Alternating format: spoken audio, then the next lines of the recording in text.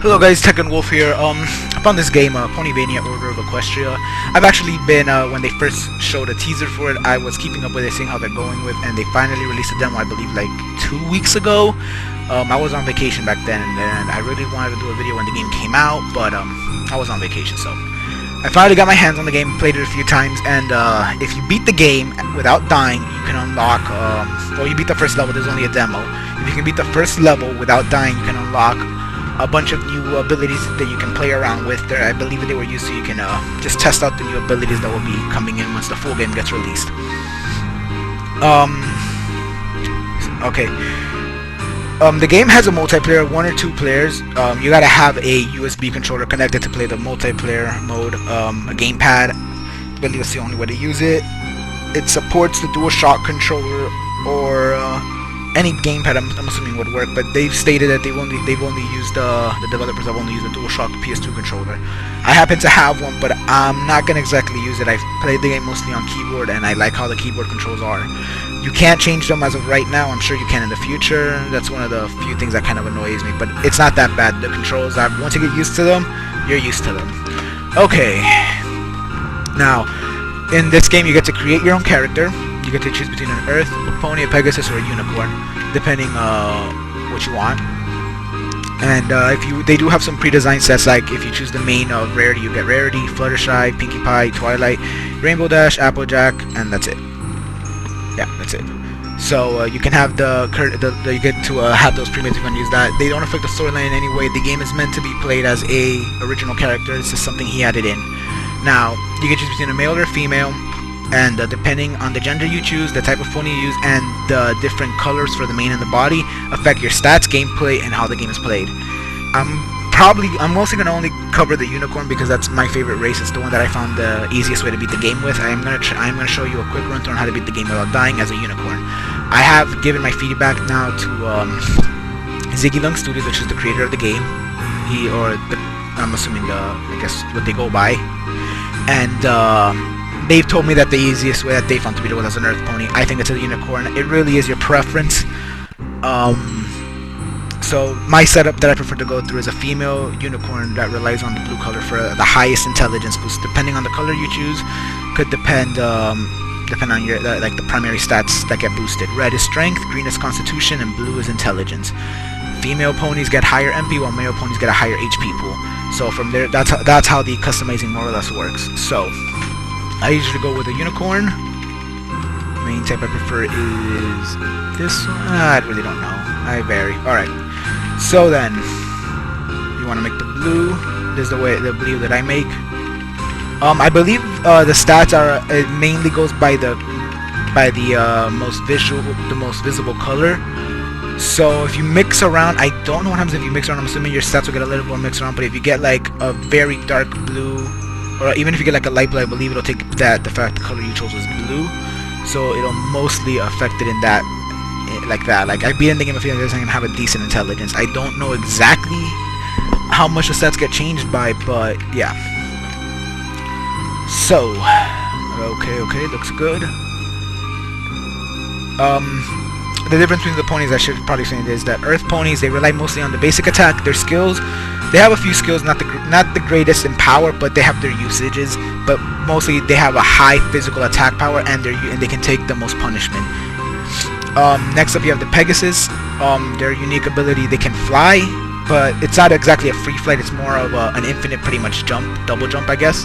So you can infinitely just jump around to stay in the air. Very useful for any area that requires platforming, which there are none in this demo.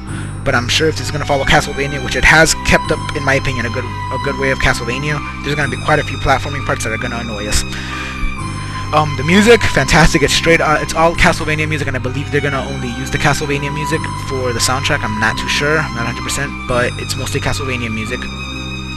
And yeah, and the final race, Unicorns, they have the lowest attack, the lowest defense, but their magic pool regenerates the fastest, and they have really good damage with their magic attacks. You know, I find it the easiest. They have the longest range.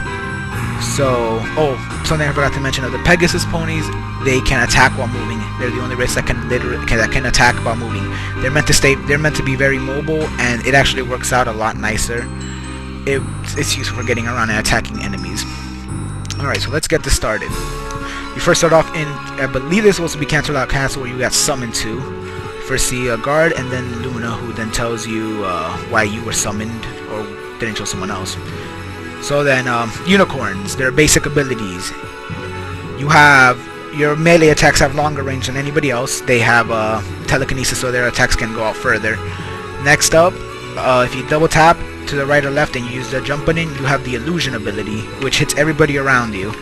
Very useful.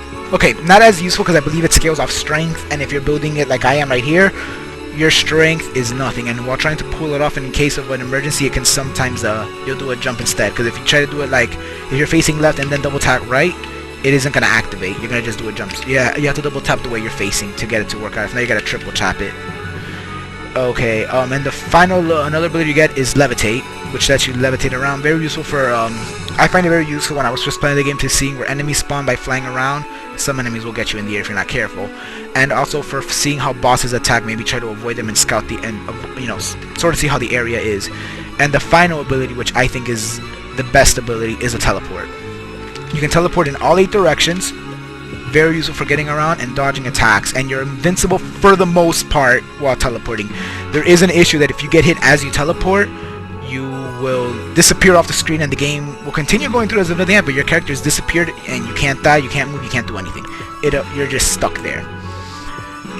So now we have to go to the top. You can use the steps here, but if you're lazy like me, you can just teleport around. Careful you don't teleport into a wall, because you'll get stuck in the wall and then you can't teleport out. So once you get to the top, this Celestia pretty much explains more of the plot to you. I'm gonna go ahead and skip this. You guys can read that when you play the game. Skills. I should probably explain that. I'm gonna get to the bottom floor. Okay. Your skills are Globus. You got Globus, Piercing. Oh, hold on a second. I messed with it. Globus, Piercing Beam. Okay. Globus pretty much shoots an energy ball that bounces around the screen. I don't find it that useful because it's not that targetable. It's not easy to target. But in the caves area, where there's a roof, it can actually bounce around quite heavily and do a good amount of damage. Piercing Beam, which is my favorite ability, it's the one that I'll be pretty much using throughout the game. It's a beam that hits enemies over time, and it pierces through them and can hit multiple enemies. Very useful. Next up, you have Rock Riot and Raging Fire. Rock Riot just summons a bunch of rocks on the enemies. Each one of those rocks, when they hit the enemies, and when they explode around the tiny fragments, they also do damage. Can be useful. Haven't used it much myself, but it's a nice ability. And then you have Raging Fire. It has very low range, but insane DPS. The amount of damage that happens to the enemies that get stuck in there is it's really effective. It's meant to take them down really quickly before they can attack, but very situational. It's a high risk, high reward spell. And your last ability is the Ice Needle, which pretty much shoots on one ice attack. It doesn't consume much magic, but it has low power. But it has a really fast rate of fire. At the same time, you'll be killing your magic meter at the same time. I believe it has the longest range of all the spells. That's why it has the lowest damage. So, very useful, and it's useful against the first boss you have to fight, for the fact that she's weak against ice. Alright, the skills that I normally use is Piercing Beam with Raging Fire, and then there's also one more, which is the third ability, which is usually a passive. For this one, you get Sapiens Feel, which I am probably butchering that name, which increases your base intelligence. It affects all damage and all your skills. Very useful to have. Your other ability, once you beat the game, you can unlock some other abilities, which I'm probably not going to show them off because there's a lot of them, and I would have to beat the game multiple times without dying to show all the abilities. Okay, and then in the B slot, you can have different skill sets here, A, B, and C, which you can just change by using I believe the S and the D key on the keyboard. So in the B slot, I also go for Piercing Beam, again because it's my most used spell, and Ice Needle with Sapiens Feel. So, again, to choose for the second boss. I'll show it off once we get there. Alright, once you're ready, you go into the Everfree first, which is the first level. In here, you're going to encounter in the first screen, Mudmen, Bone Ponies, I believe, or Bone Throwers, I forgot what they were called, and the Axe Knight, which throws axes at you. Mudmen just come from the ground at random spots and will attack you. They walk slow, but if you run in here head first, like running I guess thinking you can just Mega Man this, like by just pressing right and shooting, it's not gonna work. You're gonna get ambushed and you're gonna die. So I recommend taking the game slow. Mudmen begin appearing. I advise you kill the skeleton first and then kill the mudmen as they spawn. I don't know how many there are. If you have to, just teleport away to avoid getting damage. Very useful. Watch out for the Axe Knight. He actually is a lot more dangerous than he looks. And oof, that was close. Right now I'm in a bad position because I'm out of magic, and I'm gonna lose that guy. Yeah, he got away. You don't want to try to let them get away. That's lost EXP on your end, because I believe they only spawn once. Well, they only spawn once, but if they get away, whatever, it's fine. It's not gonna be too bad. But you want to try leveling up. I should have mentioned that the game has an RPG system where you level up as you kill enemies, a lot like Symphony of the Night is. Right in that treasure chest, you're going to usually find one piece of armor. It could be a cloth cape, a hiking battalion, or leather armor, I believe. If you're going to be a unicorn, you want to hopefully you'll get the cloth cape. It's random. You don't get to choose. The reason I say the cloth cape is because it provides 2 defense and 1 intelligence. It boosts up your skill power. So if you're going for the build that I like, you want that intelligence. But it does offer the least amount of defense. The hiking pavilion, I believe, offers like 4 defense, and then the leather armor is 7 or 5. Don't exactly know the number by memory. So next area, probably one of the more dangerous areas in the game, because if you're not prepared, you're gonna get again ambushed. You have the Timberwolves that run in the background, and as soon as they get on screen or close to you, they'll jump out and attack. Make sure you dodge this by jumping, and just dodge them. They usually may come with a parasite that will come from the air, so you got to be ready to teleport to avoid the parasite or kill it with your weapon. You could use a melee attack to kill them. They only have 1 HP. And then you have enemies that spawn from the ground, plants that will attack you as you're walking. You got to be careful to kill them and don't trip them. So right here you can see a Timberwolf coming out. Just back off a bit and jump over him. And then just use the piercing beam as he comes by for each attack and just kill him easily. There's a parasite, hit him with the melee. Open the chest and continue going. Now here we have the Bone Scimitar, skeletons that use a sword. Their sword, very evil, and there's a Timberwolf there too. The sword, if they hit you with the sword, it does a good amount of damage. They have a high attack, but they're very weak to the piercing beam. Now over here, you can't see it, but right in front of me, a plant's gonna spawn, and if you're just walking forward, it's gonna hit you. So, woo! Did not mean to do that attack. I got lucky there. Yeah, if you press down and jump, you do a slight attack, which is, I guess, useful since you're invincible. You do it to get away and to do damage at the same time. Just kill the plant real quickly, and the Bone Scimitar and the Axe Knight. Piercing Beam is your best friend in this. Alright, so I think there's another plant right there, and there's a Timberwolf in the background. So you can see how you can get jumped here. If you don't know where these enemies are, you might get hit by the plant, then the Timberwolf jumps on and hits you without even realizing what just happened. One more parasite, take care of it, and just continuing on. That's all the enemies on screen. Now in this room, you're gonna notice that green little, I guess that green seed-looking thing on that pillar. That's where you can see where the plants will spawn from. You can't really see them outside in the jungle because of the way the terrain is built. But inside the caves, you can see them a lot easier. That purple mushroom to your right is actually an enemy. When he spawns, he starts shooting out a gas. Let's see if I can get him to come out. The gas is only around him, but it poisons you, and it does a lot of damage. The initial damage is weak, but the poison over time will kill you if you're not careful. It only lasts a certain amount of time, and you can't directly die from it. It'll leave you at 1 HP, but at 1 HP, any enemy will then kill you. When he dies, he releases a puff of smoke in the air that, if it hits you, it will also poison you. Don't get poisoned. Okay, so just pretty much go through this slowly. You're gonna start seeing the Will-O-Wisps. These enemies are weak, but they follow you around endlessly until you kill them. They're pretty weak to the piercing beam, it one-shots them, and they're resilient to melee weapons. So if you're playing as a as a Pegasus or an Earth Pony, relying on the Earth Pony's critical ability to increase your damage and the Pegasus' mobility to keep moving and poking them until they die. If there's more than one on the screen, there is a chance that they'll fuse into a bigger Will-O-Wisp, which will gain more attack power and more attack range. There's another one right there. Just kill it real easily. Right there on the ground in front of me, you're gonna see a plant will spawn. Easy.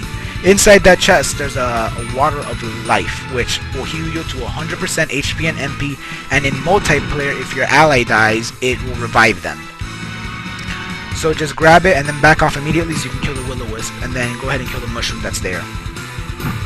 A little up ahead again, another one of those plants, the Unis, and a Bone Scimitar. Just back away, and kill the enemies as they come. Those cherries on the ground, they're actually Very useful for the fact that they heal you for 20 HP, and there's another nice little ability. If you're poisoned, you pick one up, you're automatically cured of poison. Very useful. So just grab that when you can. Most of the treasure chests you're gonna run into contain money or bits. As of right now, there is no store. I haven't found a store that you could spend your bits in. Probably isn't implemented in the first level, but I'm sure, like in any other game in the future, you're gonna need that money to buy items, equipment, and weapons, stuff like that. Now, once you get to this door, you're gonna fight your first boss, or it's a mini boss. This is where you should change to your skill set B and have ready to use Icicle. The boss is, as you can see, is just a plant boss. It's for the most part easy if you know what you're doing. Don't get near her because those tentacles, they do about, I think, 40 damage. And watch out for that rose attack. That rose attack does around 60. Oh, Jesus! Make sure you keep some magic to teleport around. Ow. See? Very squishy and does a lot of damage. I wasn't hoping to get hit, but whatever. That was a good amount of my health. So go ahead and take her out and into the next room. I should be fine. If you're lucky enough to get a bone item, if you can get a bone, it's actually a new ability in your skills where you just literally throw a bone in an arc. Kind of like how the axe is in the Castlevania 1. And there's a random chance of you throwing out a big bone, which deals more damage than the regular one that you throw. I believe there's 3 different size bones. Okay, usually in that chest, if you're lucky, you will find an item to heal you. That's what I'm hoping to find. Yeah, a rice ball, 40 HP. Very useful. Okay, so then just watch out for the bone scimitars, and you can see here that will-o-wisp is a little bigger. Once they're big and you break them, they'll just break apart into smaller ones. I hate this guy. Okay. Continuing on, I believe there's an axe knight right up ahead. Yeah. Just go ahead and kill him with your piercing beam, and then under the chest. Grab the chest and immediately back off. I got a peekaboo.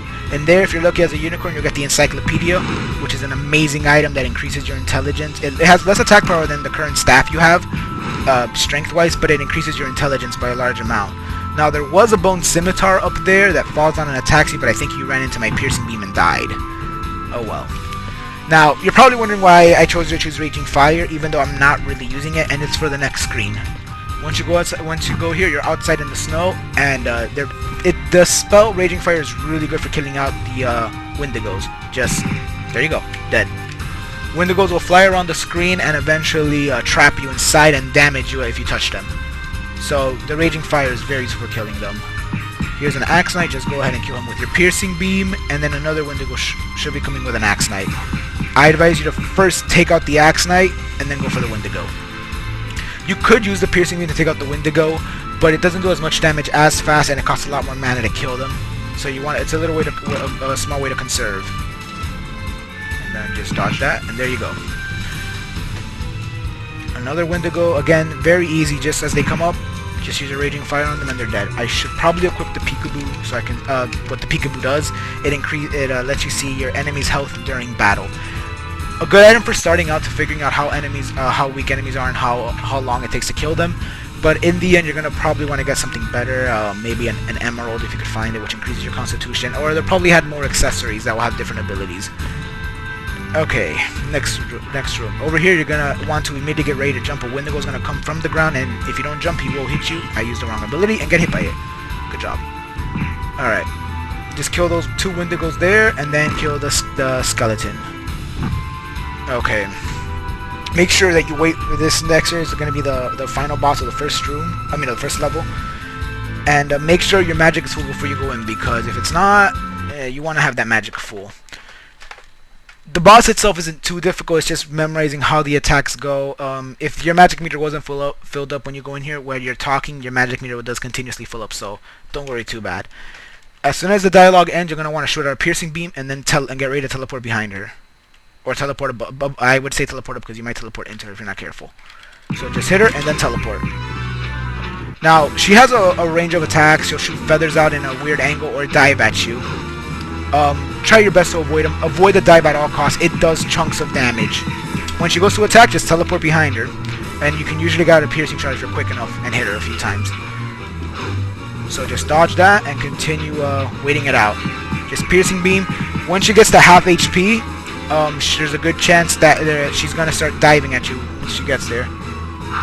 There's the, wow. That was bad, teleport on my end. Woo! Teleported into the feathers. Okay. Now that she's at half HP, just jump. Jump. And make sure you land on the ground. Do not think you can just levitate to avoid, because she will come at the angle at the current height that you're at. So if you happen to be levitating, you might get to a point where you won't be able to dodge her attack. Once you get down to 25%, she's gonna summon a tornado. I highly recommend. Oh, she's diving at me. Teleport. Oh, jeez. You can usually teleport to avoid that tornado, and you should have killed her by the time with that. But wow, I'm doing really bad now. Luckily, she'll only do that tornado once. Wow, I'm getting hit way too much.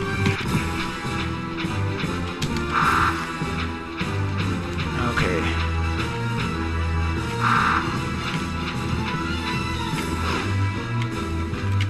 There we go. And there you go. I did terrible trying to kill her.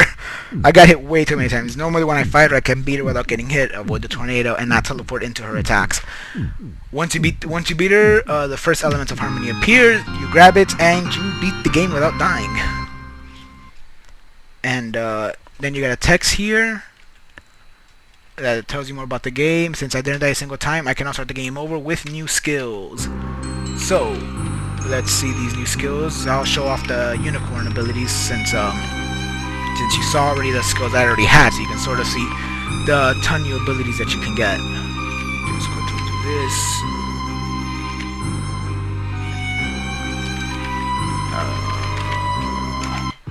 Alright, now when you start the game over, you don't have to talk to anybody, you can just go straight out there. But the good thing is, you have a ton of new skills.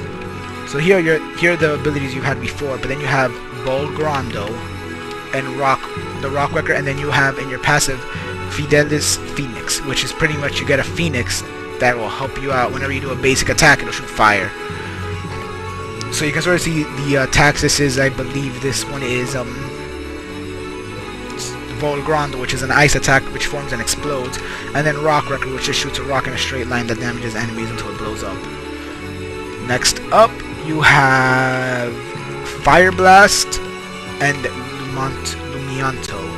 Fire Blast just shoots out a fireball in a straight line. Pretty good, I think. Hopefully does some decent damage. And then I didn't equip.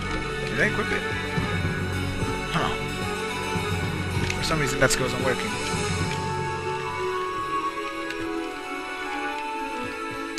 That's odd. Okay, whatever. Maybe because I'm in here, it's not gonna show it, but oh, there we go. It shoots 2 balls that circle around you and attack enemies around you. I've used this ability quite. It's useful. It's more if you're gonna go for a more close quarter fighting. You're very useful with the Raging Fire, in my opinion. Okay. And now the last abilities you have is Spirit of Light and I can't even pronounce that. Anyways, Spirit of Light pretty much shoots a ball straight forward that gains speed and damages enemies as it hits, and then eventually explodes. This final ability shoots out, I have no idea what that is. Destruction, we'll call it that.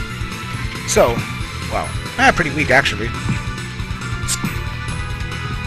Might be just the kind of magic that I'm using against these enemies, since all enemies have weaknesses and resistances.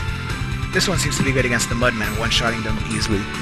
But yeah, that's so you can see all the new abilities that you can get. Now, you don't have to beat the game as a unicorn or as a Pegasus to see all the new abilities as a Pegasus. Just start the game. Once you beat the game, you can then start it as any of the other races and have all the abilities unlocked. Everybody has a ton of new abilities that they get. So, yep, that's that. I hope you guys enjoyed it, and hopefully, I'm really looking forward to the end game, to the final game when it gets released. So, hope you guys are too, and I hope you found the guide or small playthrough useful.